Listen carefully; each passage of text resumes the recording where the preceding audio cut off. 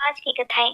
हर दिन आपको पितृपक्ष के दिनों में इन कथाओं को जरूर सुनना चाहिए, जिससे पितर भी तृप्त होते हैं और अपनी सामर्थ्य के अनुसार कुछ न कुछ दान भी देना चाहिए। पितृपक्ष 16 दिनों के ही क्यों होते हैं, उससे कम या ज्यादा क्यों नहीं होते? तो इसके बारे में जो सबसे प्रचलित कथा है वो महाभारत काल से जुड़ी है। और सारी कथाएं घूम फिर कर इसी बात पर आ जाती है कि जीवन में दान करने का कितना बड़ा महत्व है। कितने से बड़ा पापी क्यों ना हो, अगर उसने अपने जीवन में अपने पापों का प्रायश्चित करते हुए दान कर लिया। और दानों में भी सबसे श्रेष्ठ है अन्न का दान। यदि दान अपने जीवन में कर लिया तो बड़े से बड़ा पाप भी अंत में नष्ट हो जाता है। अपने पापों का प्रायश्चित करने के भी कुछ सत्कर्म बताए गए हैं, जिन्हें आप जरूर जानिएगा।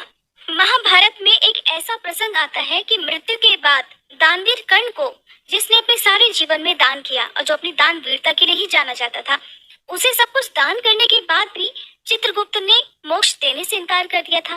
उन दानवीर कर्ण को, जो कि सदा अपने जीवन में दान ही देते आए थे, जिन्हें दान वीरता के लिए ही जाना जाता था, जब इतना दान करने के बाद भी उन्हें मोक्ष देने से इनकार कर दिया गया, तब कर्ण ने चित्रगुप्त से कहा कि मैंने तो अपनी सारी संपदा दान पुण्य में ही समर्पित कर दी। यहाँ तक कि मैंने अपने प्राणों की रक्षा करने वाले कवच और कुंडल भी दान में दे दिए। फिर हे चित्रगुप्त, मुझ पर ये कैसा ऋण शेष रह गया? तब चित्रगुप्त ने उन्हें बताया कि राजन, आपने देव ऋण और ऋषि ऋण तो चुका दिया, अब आप पर पितृ ऋण शेष है। आपको मैं बता दूं कि 3 ऋण हमें जीवन में चुकाने ही होते हैं, जिनमें से यदि एक ऋण भी शेष रह गया तो उसके बदले मोक्ष कभी नहीं मिल सकता। और ये तीनों ऋण एक मनुष्य को हमेशा अपने जीवन काल में चुकाने ही चाहिए। तब चित्रगुप्त ने दानवीर कर्ण से कहा कि हे राजन, आपने ये दोनों ऋण तो चुकता कर दिए, अब आप पर पितृ ऋण बचा हुआ है। आपने अपने पूरे जीवन में संपदा और सोने का ही दान किया, कभी अन्न का दान नहीं किया। जब तक आप इस ऋण को नहीं उतारते हैं, आपको मोक्ष नहीं मिल सकता। आपने कभी भी अपने पितरों के प्रति श्राद्ध, दान, तर्पण आदि नहीं किया। तब कर्ण ने चित्रगुप्त से कहा कि उन्हें ये ज्ञात नहीं था कि उनके पूर्वज कौन थे, इसी कारण वे कभी उन्हें कुछ दान ही नहीं कर सके। तब चित्रगुप्त ने उन्हें उनकी गलती सुधारने का अवसर दिया और 16 दिनों के लिए पृथ्वी पर वापस भेजा, जहां उन्होंने अपने पूर्वजों को याद करते हुए उनका श्राद्ध कर उन्हें आहार दान किया, तर्पण किया। और इन्हीं 16 दिन की अवधि को पितृपक्ष कहा गया। यही कारण है कि केवल साल भर में इन्हीं 16 दिन की अवधि में अपने पितरों को याद करते हुए उनके नाम से जलांजलि, पिंडदान, श्राद्ध, तर्पण आदि कर्म किए जाते हैं। वैसे तो अमावस्या का दिन भी पितरों को ही समर्पित होता है, लेकिन विशेष रूप से ऐसी ही मान्यता है कि इन 16 दिनों में यदि पितरों के नाम से दान पुण्य आदि कर दिए जाए तो यमलोक में या नरक लोक में, स्वर्गलोक में गए हुए पितरों की आत्मा को मोक्ष मिल जाता है। श्राद्ध पक्ष की एक और कथा के अनुसार जोगे और भोगे 2 भाई थे। दोनों अलग अलग रहा करते थे। जोगे धनी था और भोगे निर्धन, लेकिन फिर भी दो रहा करते थे। जोगे धनी था और भोगे निर्धन, लेकिन फिर भी दोनों में बड़ा प्रेम था। जोगे की पत्नी को धन का बड़ा अभिमान था, लेकिन भोगे की पत्नी बहुत सरल स्वभाव की थी। पितृपक्ष आने पर जोगे की पत्नी ने उससे पितरों का श्राद्ध करने के लिए कहा, तो जोगे इसे बेकार का काम समझकर टालने का प्रयास करने लगा। किंतु उसकी पत्नी समझती थी कि अगर ऐसा नहीं करेंगे तो लोग बहुत बातें बनाएंगे। फिर उसे अपने मायके वालों को दावत पर बुलाने का और अपनी शान दिखाने का ये उचित अवसर भी जान पड़ा। तो वह अपने पति से बोली कि आप शायद मेरी परेशानी के कारण ऐसा कह रहे हैं, किंतु मुझे इसमें कोई भी परेशानी नहीं होगी। मैं काम करने के लिए भोगे की पत्नी को बुला लूंगी और हम दोनों मिलकर सारा काम भी कर लेंगी। फिर उसने जोगे को अपने पीहर अपने न्योता देने के लिए भेज दिया। दूसरे दिन उसके बुलाने पर भोगे की पत्नी सुबह सवेरे आकर काम में जुट गई। उसने रसोई तैयार की, तरह तरह के पकवान बनाए, फिर सभी काम निपटाकर अपने घर आ गई। आखिरकार उसे भी तो अपने पितरों का श्राद्ध तर्पण करना था।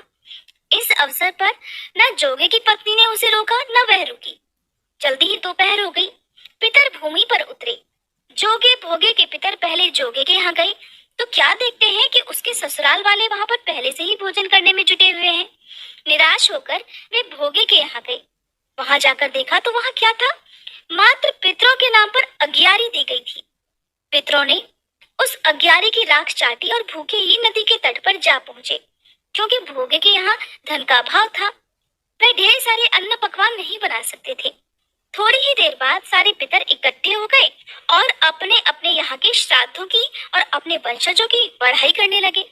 जोगे भोगे के पितरों ने भी अपनी आप बीती सुनाई। फिर वे सोचने लगे कि अगर भोगे सामर्थ्यवान होता तो शायद उन्हें भूखा न रहना पड़ता, मगर भोगे के घर में तो 2 जून की रोटी भी खाने को नहीं थी। यही सब सोचकर उन्हें भोगे पर दया आ गई। अचानक वे नाच नाच कर गाने लगे कि भोगे के घर धन हो जाए, भोगे के घर धन हो जाए। शाम होने को हुई। भोगे के बच्चों को उस दिन खाने को कुछ भी नहीं मिला था। उन्होंने माँ से कहा कि माँ, भूख लगी है। तब उन्हें टालने की गरज से भोगे की पत्नी कहने लगी, जाओ बच्चों, आंगन में हौदी औंधी रखी हुई है, उसे जाकर खोल लो और जो कुछ मिले मिलजुल कर बांट कर खा लेना। बच्चे वहां पहुंचे तो क्या देखते हैं कि हौदी तो मोहरों से भरी पड़ी है। वे दौड़े दौड़े माँ के पास पहुंचे और सारी बात बताई। आंगन में आकर भोगे की पत्नी ने ये सब देखा तो वो भी हैरान रह गई। इस प्रकार पितरों की कृपा से भोगे भी धनी हो गया, मगर धन पाकर भी वह घमंडी नहीं हुआ। बल्कि दूसरे साल का जब पितृपक्ष आया तो श्राद्ध के दिन भोगे की पत्नी ने 56 तरह के व्यंजन बनाए, ब्राह्मणों को बुलाकर श्राद्ध किया, भोजन करवाया, दान दक्षिणा दी, जेठ जेठानी को सोने चांदी के बर्तनों में भोजन कराया और इससे पितर बड़े प्रसन्न और तृप्त हुए। अब आपको सुनाते हैं रामायण में वर्णित माता सीता द्वारा पिंडदान देने की कहानी। रामायण में माता सीता द्वारा पिंडदान देकर राजा दशरथ की आत्मा को मोक्ष मिलने का संदर्भ आपने सुना होगा। वनवास के समय भगवान राम, लक्ष्मण जी और सीता जी पितृपक्ष के दौरान श्राद्ध करने के लिए गया धाम पहुंचे। वहां श्राद्ध कर्म करने के लिए आवश्यक सामग्री जुटाने के लिए राम और लक्ष्मण जी नगर की ओर चल दिए। उधर दोपहर हो गई। पिंडदान का मुहूर्त निकला जा रहा था और सीता जी की व्याकुलता बढ़ती जा रही थी। तभी दशरथ जी की आत्मा ने आकर सीता जी से पिंडदान की मांग कर दी। गया जी के आगे फल्गु नदी पर अकेली सीता जी बड़ी असमंजस में पड़ गई। उन्होंने फल्गु नदी के साथ वटवृक्ष, केतकी के फूल और गाय को साक्षी मानकर बालू का पिंड बनाकर स्वर्गीय राजा दशरथ के निमित्त पिंडदान दे दिया। थोड़ी ही देर बाद भगवान श्री राम और लक्ष्मण जी लौटे तो उन्होंने कहा कि समय निकल जाने के कारण मैंने स्वयं ही पिताजी का पिंडदान कर दिया है। बिना सामग्री के पिंडदान कैसे हो सकता है? ये सोचकर भगवान श्री राम ने सीता जी से इस बात का प्रमाण मांगा। तब सीता जी कहने लगी, हे स्वामी, मैं बिल्कुल सत्य कह रही हूँ कि मैंने पिंडदान कर दिया है। अगर आपको विश्वास ना हो तो आप फल्गु नदी की रेत, केतकी के फूल, गाय और वटवृक्ष से पूछ सकते हैं। इन्हीं के सामने मैंने श्राद्ध कर्म की गवाही इनसे दिलवाई थी। लेकिन फल्गु नदी, गाय और केतकी के फूल तीनों ही इस बात से मुकर गए। सिर्फ वटवृक्ष ने ही सही बात की। तब सीता जी ने राजा दशरथ का ध्यान करके उनसे ही गवाही देने की प्रार्थना की। दशरथ जी ने सीता जी की प्रार्थना स्वीकार की और घोषणा की कि ऐन समय पर सीता ने ही मुझे पिंडदान किया है। तब कहीं जाकर श्री राम आश्वस्त हुए, लेकिन तीनों गवाहों द्वारा झूठ बोलने पर सीता जी ने क्रोधित होकर उन्हें श्राप दे डाला कि फल्गु नदी, जा, तो सिर्फ नाम की नदी रहेगी, तुझमें पानी नहीं रहेगा। इस कारण कहा जाता है कि आज भी गया जी में फल्गु नदी सूखी ही रहती है। और गाय को श्राप दिया कि तू पूजनी होकर भी लोगों का जूठा खाएगी। और केतकी के फूल को श्राप दिया कि झूठी गवाही देने के कारण तुझे पूजा में कभी नहीं चढ़ाया जाएगा। वट वृक्ष को सीता जी का आशीर्वाद मिला कि उसे लंबी आयु प्राप्त होगी और वह दूसरों को छाया प्रदान करेगा तथा पतिव्रता स्त्री तेरा ध्यान करके अपने पति की दीर्घायु की कामना करेगी। यही कारण है कि गौमाता को आज भी जूठा खाना पड़ता है। केतकी के फूल को पूजा पाठ में वर्जित रखा गया है और फल्गु नदी के तट पर सीता कुंड में पानी के अभाव में आज भी सिर्फ बालू या रेत से पिंडदान दिया जाता है। एक और कथा के अनुसार एक समय की बात है, 2 भाई बहन थे। दोनों का विवाह हो चुका था और दोनों के 2-2 बेटे थे। बहन विधवा हो चुकी थी और अपने भाई के घर में रहती थी। इस बात से उसकी भाभी बहुत नाराज रहती थी। ऐसे ही पितृपक्ष आया तो भाई कहने लगा कि मैं पितरों के तर्पण और पिंडदान के लिए गंगा जी जा रहा हूँ। ऐसा कहकर वह गंगा जी के लिए चला गया। भाई के जाते ही इधर भाभी ने बाहर खेत में ननद और उसके बच्चों के लिए झोपड़ी डलवा दी। अपने बच्चों के साथ अब ननद झोपड़ी में रहने लगी। सुबह शाम भाई के घर जाकर घर का सारा काम कराती थी। बदले में भाभी बचा खुचा उसे खाने को दे देती थी। जब भी वह भाभी के घर से आती तो आटा छानने वाला कपड़ा अपने साथ ले आती थी। घर आकर उस आटे में सने कपड़े को पानी में घोलकर चूल्हे पर चढ़ाकर पकाकर बच्चों को दे देती और कहती, खीर है, खा लो। ऐसे ही समय बीतने लगा। एक बार भाभी ने उसे एक कपड़ा ले जाते देख लिया तो बोली, बाई जी, आटा छानने का कपड़ा कहाँ ले जा रही हो? इसे यहीं छोड़कर जाया करो। उसने वैसा ही किया।